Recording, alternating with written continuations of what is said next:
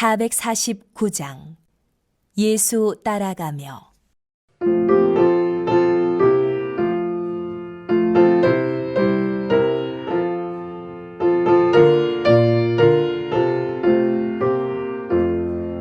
예수 따라가며 복음 순종하면 우리 행할 길 환하겠네.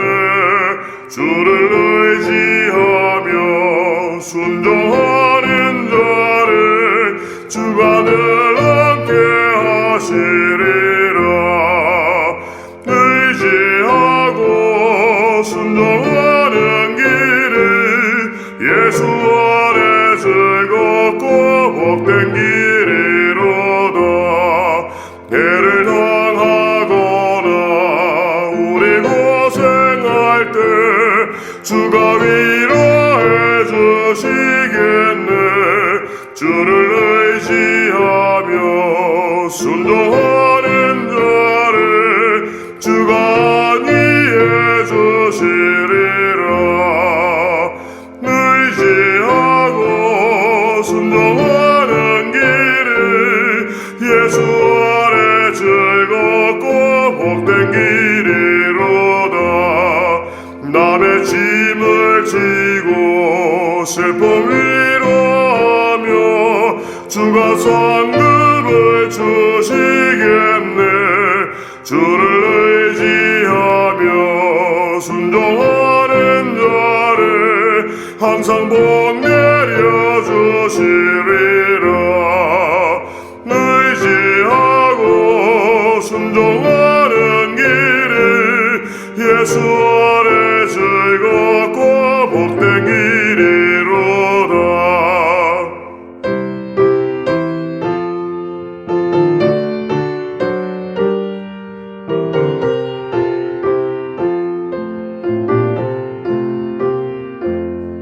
우리 받은 것을 주께 다 드리며 우리 기쁨이 넘치겠네. 주를 의지하며 순종하는 자를 은혜 풍성케 하시리라. 의지하고 순종하는 길을 예수 안에 즐겁고 복된 길이로다. 주를 힘입어서 말씀 잘 배우고 주를 모시고 살아가세. 주를 의지하며 항상 순종하며 주가 사랑해 주시리라.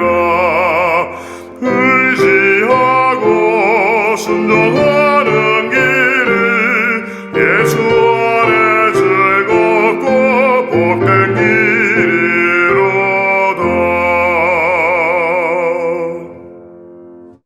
제 10장.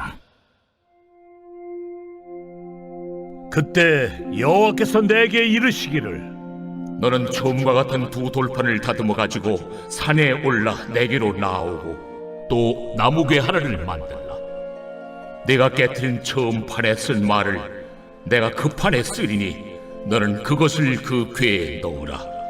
하시기로 내가 조각목으로 궤를 만들고 처음 것과 같은 돌판 둘을 다듬어 손에 들고 산에 오르매 여호와께서 그 총의 날에 산 위 불 가운데서 너희에게 이르신 십계명을 처음과 같이 그 판에 쓰시고 그것을 내게 주시기로 내가 돌이켜 산에서 내려와서 여호와께서 내게 명령하신 대로 그 판을 내가 만든 궤에 넣었더니 지금까지 있느니라.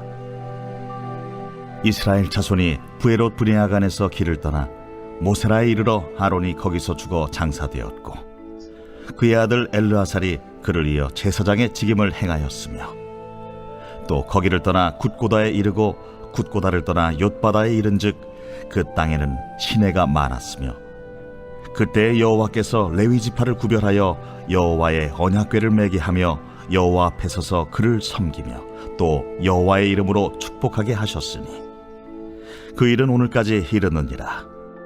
그러므로 레위는 그의 형제 중에 분깃이 없으며 기업이 없고 네 하나님 여호와께서 그에게 말씀하신 같이 여호와가 그의 기업이시니라.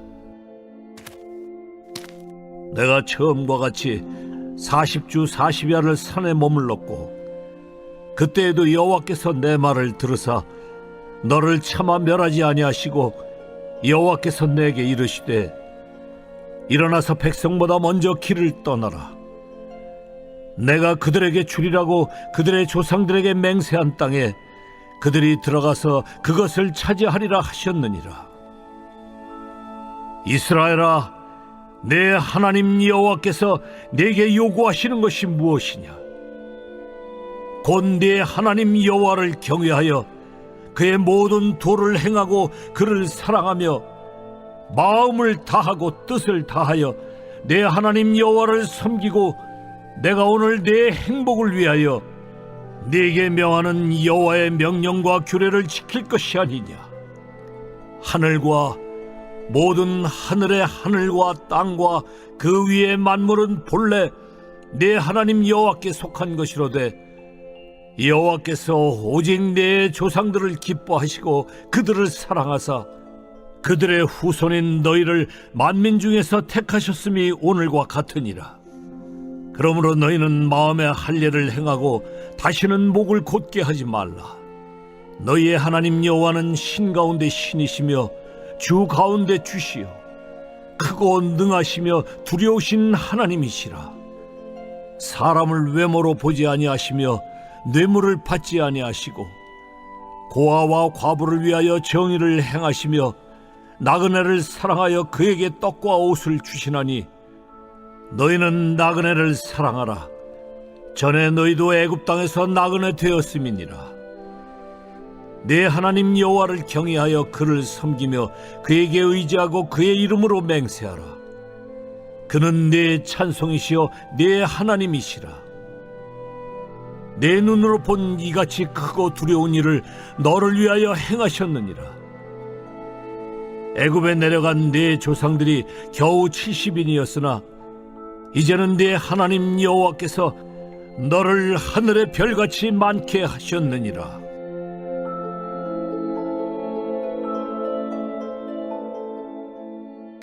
우리는 신앙생활을 하면서 우리가 이렇게 신앙생활을 하는 것을 하나님을 위한 것이다 라고 생각할 때가 있습니다.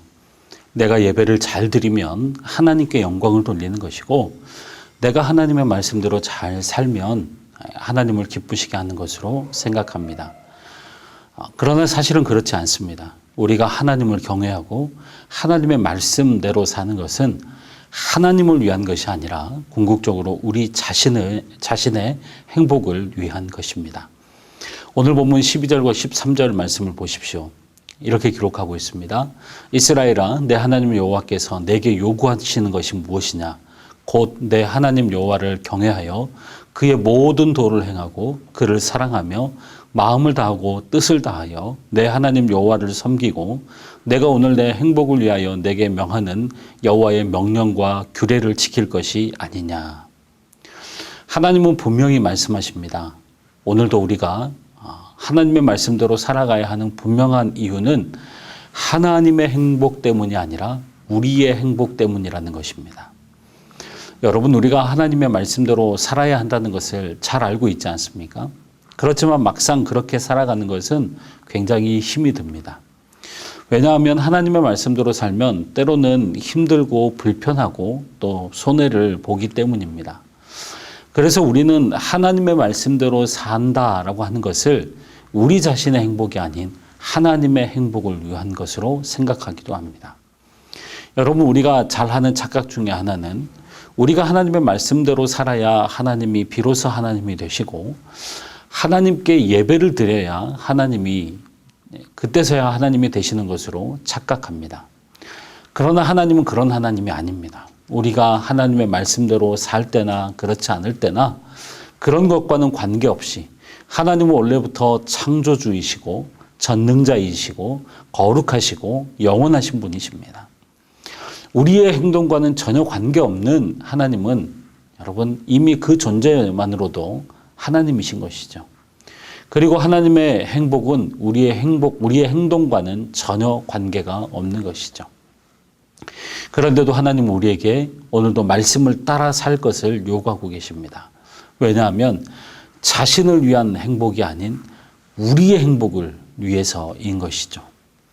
하나님은 우리가 행복한 삶을 살기를 원하십니다. 다시 말하면 행복한 삶을 살기를 원한다면 하나님의 말씀을 따라 살아가야 하는 것입니다. 여러분, 그렇다면 왜 하나님의 말씀을 따라 살아가는 것이 우리의 행복을 위한 것일까요?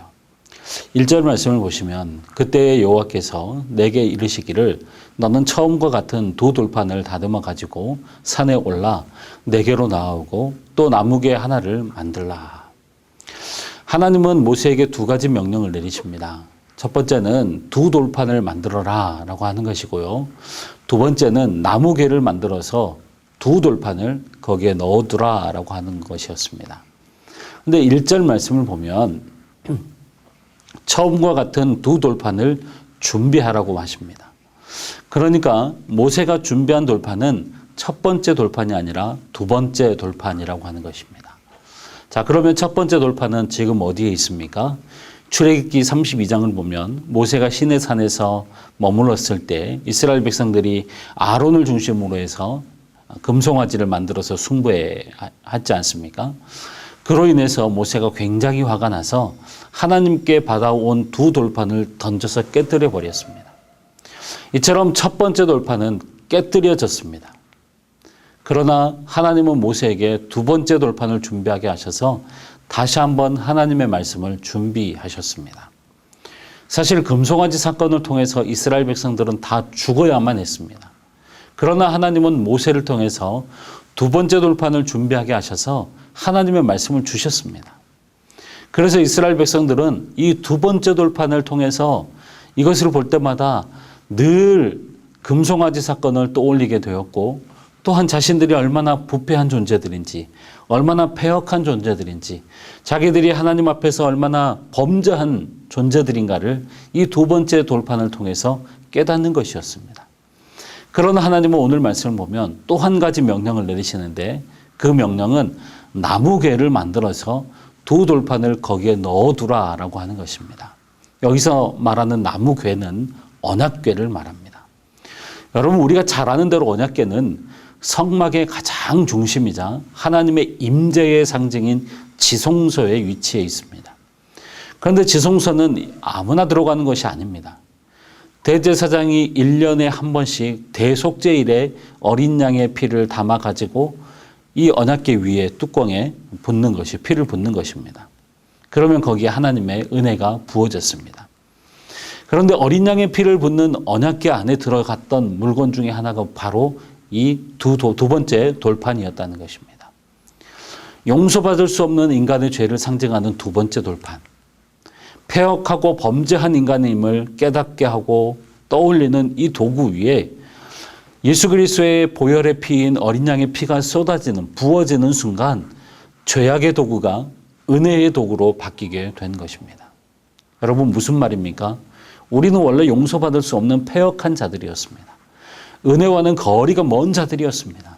그러나 그런 자들을 하나님은 사랑하시고 긍휼을 베풀어 주셔서 다시 한번 기회를 주시고 이 두 번째 돌판을 준비하게 하셔서 언약궤 안에 넣으시고 그 위에 예수 그리스도의 보배로운 피를 뿌림으로써 우리의 죄를 깨끗하게 해주신 것입니다. 그래서 하나님께서 우리에게 주신 이 두 번째 돌판은 하나님께서 우리에게 주신 은혜이며 사랑이지만, 여러분, 또 우리 편에서 보면 행복을 위한 것이기도 한 것이죠. 특별히 6절에서부터 9절 말씀을 보면 괄호로 표시되어 있습니다. 괄호로 표시되어 있다는 것은 굳이 필요는 없지만, 우리가 굳이 들어올 필요는 없지만, 그래도 이 본문을 이해하는 데 있어서 굉장히 큰 도움이 된다라고 하는 뜻이기도 합니다. 그런데 그 내용이 무엇이냐면 레위 지파에 관한 말씀입니다. 그 중에서도 가장 중요한 말씀이 8절입니다. 8절 말씀 이렇게 기록하고 있습니다. 그때 여호와께서 레위 지파를 구별하여 여호와의 언약궤를 매게 하며 여호와 앞에 서서 그를 섬기며 또 여호와의 이름으로 축복하게 하셨으니 그 일은 오늘까지 이르니라. 왜 이 말씀이 중요하냐면 원래 레위 지파가 탁월한 지파가 아니고 사실은 살인을 저지른 지파였기 때문입니다. 멸망받아 마땅한 지파였습니다. 창세기 34장을 보면 레위는 시므온과 함께 세겜 사람들을 살인했던 살인자였습니다. 그래서 그 결과 창세기 49장에 보면 아버지 야곱이 레위를 저주하게 되는데 그 저주의 내용이 무엇이냐면 이스라엘 중에서 나누어지게 되고 너희들이 한 곳에 모여 사는 것이 아니라 이스라엘 중에 흩어지게 된다라고 하는 것이었습니다. 이것이 바로 시므온과 레위가 얼마나 패역하고 부패한 존재들인가를 보여주는 것입니다. 그러나 레위 지파는 출애굽기 32장에서 하나님께 헌신된 자들이 됩니다. 그래서 하나님의 복을 경험하게 됩니다. 지금까지 레위 지파를 덮고 있었던 것은 저주였습니다. 인간의 패역함이었고 부패함이었습니다. 그러나 하나님께서 다시 한번 기회를 주셔서 하나님을 섬기는 제사장으로 각 지파 속에 흩어져서 하나님의 도구로서 귀하게 쓰임받게 되었습니다. 여러분, 가장 부패하고 가장 패역한 자들을 하나님은 가장 가까이에 두셔서 자신을 섬기는 자들로 세워주신 것입니다. 오늘 우리도 레위 지파와 같은 존재들입니다. 죄로 인해서 정령 죽어야 하고 마땅히 멸망당해야 할 자들이지만 하나님의 은혜로 하나님을 섬기는 자들이 되었습니다. 그래서 중요한 것은 우리를 살리시고 세우신 하나님의 말씀을 따라 우리가 살아가야 되는 것입니다. 하나님의 말씀을 따라 살아갈 때 우리에게 행복이 따라오는 것입니다. 사랑하는 성도님 여러분, 오늘 우리가 어떤 존재들입니까? 인간이 여러분 어떤 존재들입니까? 시편 90편 10절에서 모세는 우리의 연수가 70이요 강건하면 80이라도 그 연수의 자랑은 수고와 슬픔뿐이요 신속히 가니 우리가 날아간다라고 고백하고 있습니다. 그만큼 인생의 덧없음을 말씀하고 있는 것이죠. 또 사람이 죽으면 여러분 어떻게 됩니까? 한 줌에 재밖에 되지 않는 그런 연약한 존재 아닙니까? 어쩌면 우리는 이 세상을 열심히 살아가는 이유가 결국에는 한 줌의 재가 되기 위해서 쉬지 않고 다름질하는 어리석은 존재인지도 모르겠습니다. 그런 존재에게 무슨 소망이 있겠습니까? 그런데 하나님은 그런 존재에게 하나님의 말씀대로 살 것을 요구하십니다. 왜요? 하나님 자신을 위한 것이 아니라 영생과는 전혀 관계없는 우리에게 가장 좋은 영생, 행복, 선물을 주시기 위해서입니다. 그러므로 우리는 하나님의 말씀을 읽고 순종하면서 두 가지를 깨달아야 합니다. 첫 번째는 우리의 패역함, 우리의 부패함, 우리의 죄악을 깨닫는 것입니다. 그러나 두 번째는 그럼에도 불구하고 우리는 하나님의 은혜를 받은 자로 이 말씀을 통해 우리는 영원한 행복을 누리는 자들이 되는 것을 깨닫는 것입니다. 사랑하는 성도님 여러분, 우리의 행복은 저 멀리 있는 것이 아닙니다. 진정한 행복은 바로 하나님의 말씀 안에 있습니다. 하나님의 말씀대로 사는 것이 진정한 행복입니다. 하나님은 우리를 사랑하셔서 우리에게 영원한 하나님의 말씀을 주셨습니다. 그리고 그 말씀대로 살아가기를 원하십니다. 그러므로 오늘도 하나님께서 우리에게 주신 귀한 말씀, 하나님의 말씀을 여러분 읽으십시오. 묵상하십시오. 그리고 그 말씀을 따라 순종하며 살아가십시오. 거기에 영원한 생명이 있고 영원한 행복이 있습니다. 오늘도 하나님의 말씀을 따라 살아감으로 행복한 삶을 누리시는 우리 모든 성도님들이 되시기를 주의 이름으로 축원합니다. 기도하겠습니다. 하나님의 은혜를 감사합니다. 오늘도 패역하고 부패하여 죽어 마땅한 우리들에게 다시 한번 기회를 주시고 하나님의 자녀로 살아가게 하심을 감사드립니다. 또한 우리에게 하나님의 말씀을 주시고 그 말씀을 통해 우리를 행복한 삶으로 인도해 주시니 감사합니다. 오늘도 하나님의 은혜를 깊이 묵상하며 특별히 우리에게 주신 하나님의 말씀을 귀중히 여기며 날마다 읽고 묵상하고 또한 그 말씀을 따라 살아가므로 우리의 삶 가운데 날마다 하나님의 행복이 넘치는 은혜가 있게 하여 주시옵소서. 이 시간도 우리에게 행복을 주시는 행복 주시기를 기뻐하시는 하나님 한 분만을 신뢰하며 기도의 자리로 나아갑니다. 기도의 제목들을 올려드리는 성도들을 기억하여 주시고 응답과 채우심의 또 행복의 은혜가 우리 가운데 있게 하여 주시옵소서. 감사드리며 예수님의 이름으로 기도하오며 이제는 우리 구주 예수 그리스도의 은혜와 하나님 아버지의 크고 극진하신 사랑하심과 성령님의 감동감화 유료교통 충만하심이 사랑하는 주의 모든 권속들 머리 위에 가정과 교회 위에 이제로부터 영원토록 함께 있을지어다. 아멘.